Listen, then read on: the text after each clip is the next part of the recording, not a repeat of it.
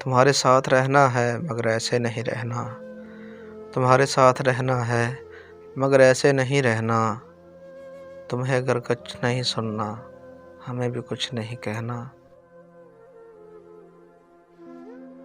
मैं हूँ वो मंजमद दरिया जिसे सूरज पे चलना है। मैं हूँ वो मंजमद दरिया जिसे सूरज पे चलना है। मैं वो सयाल मादा हूँ जैसे आँखों से बहना है। मेरी नफ़रत की हद थी ये कि मैं खामोश उठाया।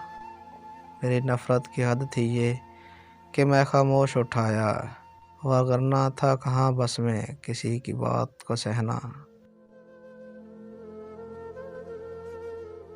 मुकद्दर साथ क्या शय है कोई भी तो नहीं समझा। किसी के हाथ घड़ी है ये किसी के हाथ का गहना। किसी के हाथ की घड़ी है ये किसी के हाथ का गहना।